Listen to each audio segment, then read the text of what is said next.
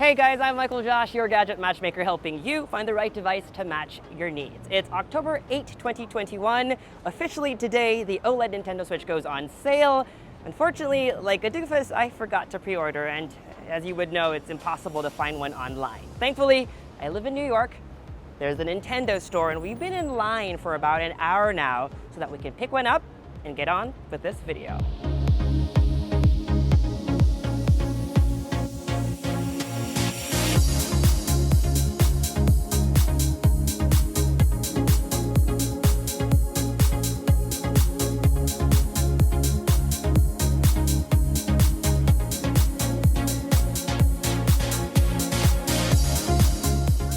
All right, so the goodies are secured. I have a little bit of an extra surprise in one of these bags, so stay tuned for the rest of our unboxing. So we're back in my apartment, although I have to admit it's a day later. I just had so much videos to film this week, but I'm glad it's finally the weekend. I still have a little bit of work to do, but I'm also excited that I get to play. I bought both colors to show you, but I'm only keeping one. I think I'm going to keep the white one, but if you got to choose, which one would you get? Let me know in the comments section below. By the way, the Nintendo Switch OLED doesn't replace the Switch. It's just a new, more premium member of the Switch family. It retails for $350 and is available alongside the original Nintendo Switch, which is $300, and the Switch Lite $200. All right, let's get on with this unboxing. The box is smaller than usual and is vertically orientated. Let's flip it up this way so we can pull on this tab and open it up. There's no seal to break or anything. Open sesame. Yay! First up, the tray with the Switch OLED and my white Joy-Cons. Shall we take a look at the Switch first? All right, I can already see that bigger display. On the back, there's a Switch logo on the new kickstand. I'll talk about this new kickstand later. Now let's take a look at these Joy-Cons. I believe this is the first time that Nintendo is offering Joy-Cons in white. It doesn't feel any different from the ones I've previously used. Okay, what else is in here? Ooh, let's take a look at the new dock. After we get all of this protective stuff off, so much plastic. This needs to change. Now this dock is special because it's in white, which is probably why I'm going to keep this one. The corners are more rounded and there's a bit of a design element here on the back. More on these changes a bit later. All right, some bits and bobs in this section, wrapped in even more plastic. You get an HDMI cable, AC adapter, Joy-Con straps, and the Joy-Con comfort grip. Okay, now onto this other color option. Similar box with a different photo that matches what's waiting for you inside. So basically what's different here is that you get the classic neon blue and red controllers and a black dock, similar to what came with the original Switch. Here's how both look side by side. We're not done yet. I actually picked up a few other goodies to unbox with you. The first of which is this carrying case and screen protector, because I really wanted to make sure I got protection from day one. Let's see what it looks like. Nice. Soft, cushiony material, most likely neoprene. Inside, there's a flap pocket for up to 5 game cartridges. It also doubles as a kickstand for propping your Switch up. Not that you need it. By the way, this case fits both the Switch OLED and the original Switch. It also comes with 2 screen protectors, one for each model. The sheet with the red plastic is the one for the new Switch OLED. By the way, speaking of screen protection, if you haven't read this pamphlet, then I suggest you do. Inside it says, do not peel off the anti-scattering adhesive film from the OLED screen of your console. It's not obvious that there is one, but it's there and it's meant to prevent the screen of your Switch OLED from shattering into smithereens if dropped, because that screen is now made of glass instead of plastic. Now, that doesn't mean you still can't install a screen protector. I suggest that you do, and I'll be doing the same off camera. The before I enjoy my weekend and play some games, I also picked up this Metroid Dread Special Edition box. The game by itself retails for $59.99, but if you're a fan or a collector, for $30 more if you can get a hold of one, there's this set, which includes the game and some collectible goodies. Let's open it up and find out what these goodies are. 5 high-quality art cards with art from each of the 2D Metroid games, and a 190-page art book. Finally, I also collect amiibo, so I had to pick this up, which includes Samus and the EMMI. They kind of match the colors on the new Switch OLEDs, don't they? Well, that's it for now. I'll be back in a few days to give you my thoughts. Only a few seconds for you, but before we roll the bumper, I'd love it if you could give this video a like, and if you could subscribe to this YouTube channel and help us get to our next milestone, which is 1 million subscribers. Thanks to the magic of filmmaking, I'm back a few days later. Now, before we dive in, I think it's important to talk about this OLED thing. Why is it called the Nintendo Switch OLED?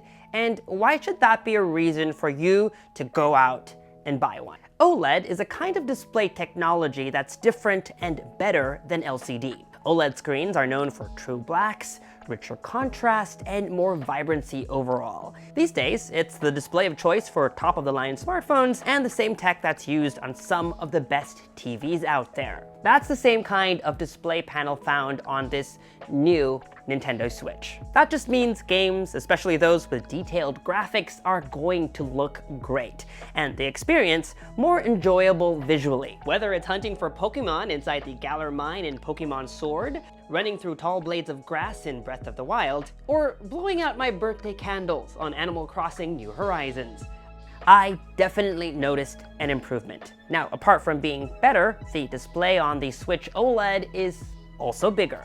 Now 7 inches diagonally, even while the console stays more or less the same size. The Switch OLED is actually 0.1 of an inch longer, which means if you have accessories that require the Switch to kind of squeeze into, like a grip, then most likely those are not going to fit anymore. The bezels, or black borders around the display on the old Switch, were reasonably large, and it's not something you see very much on devices in 2021. So with a larger display and much slimmer bezels, the new Switch OLED kind of feels more modern. If you're the kind of user who prefers to play games in handheld mode, which I think most users are, then you're definitely going to appreciate this larger, better, more vibrant display. I definitely enjoyed all the gaming I got to do this last weekend. If I were to nitpick though, I would have loved to finally see a higher resolution display on the Switch, at the very least a bump up to 1080p or Full HD. Nintendo doesn't say much about what it's done to improve the sound quality on the Switch OLED, apart from referring to the change as enhanced audio. I thought it was just going to be a minor change, but the sound on the new Switch OLED is louder and clearer. The old Switch had speakers on its back side, but now on the Switch OLED, they're on the bottom of the screen. You'll just have to look closer to see. The other big improvement is doubling the amount of available storage from 32 to 64 gigabytes. You can still pop in an SD card for even more game storage. And to be honest, if you're the type who downloads a lot of games, even with 64 gigabytes, that's inevitable. Also, while we're on the topic, you load SD cards this way now, which might prevent cards from accidentally popping out. Not that it's ever happened to me. While still made of plastic, minor improvements like some rail adjustments mean your Joy-Cons feel more snug. Previous Switch users will know that Joy-Cons kind of jiggle ever so slightly. That's been addressed on the new Switch OLED. But the biggest design change has to be this kickstand, which now covers the entire back of the device. A huge improvement over the small flimsy one on the previous model that would occasionally pop off and wasn't very sturdy. This new one keeps the Switch OLED more balanced when on tabletop mode. It also allows you to pick any angle. Now, TBH, I don't really use tabletop mode a lot. I've done it a few times when on a plane or when traveling with friends and want to play Mario Kart in the middle of nowhere. The dock, too, has been redesigned. A couple of things to take note. Instead of a third USB-A port inside, you get an Ethernet port, which is great for faster digital game downloads and and a more reliable connection to the internet. The back cover is now removable instead of a flap with a hinge, which is great for really getting into those ports, but maybe not so much if you're the type of person who loses things easily. Finally, the gap in between is wider, which makes me feel a bit better when I stick my Switch inside. I assume it's meant to prevent scratching the display, but I'm not sure how much of a better job it does. Maybe as a result of this redesign, while docked, the Switch doesn't stay put as well. Also, in case you're wondering, you can dock the old Switch in the new dock and the new Switch in the old dock. If you've been hoping for a speed boost, I'm sorry to report that this isn't the Switch for that just yet. That said, load times are the same and performance is similar. Battery life too is the same depending on how you play and what you're playing. You'll get 4 to 9 hours of gameplay. This weekend, I was getting closer to 4 hours playing Pokemon Sword and Animal Crossing, both while connected to the internet, and about 6 switching between Breath of the Wild and Mario Odyssey. Charging speeds using the bundle case are as follows: 25% in 30 minutes, 48% in 60, and 89% in 2 hours. A full charge took about 2 hours and 36 minutes. Because I usually played handheld and untethered, I would love to see some sort of faster charging technology built in to future iterations of the Switch. So, is the Nintendo Switch OLED your gadget match? If you've been holding out on a Nintendo Switch, well, now is the time to buy one. While Nintendo also sells the red box Nintendo Switch, I say spend that extra $50 for this model.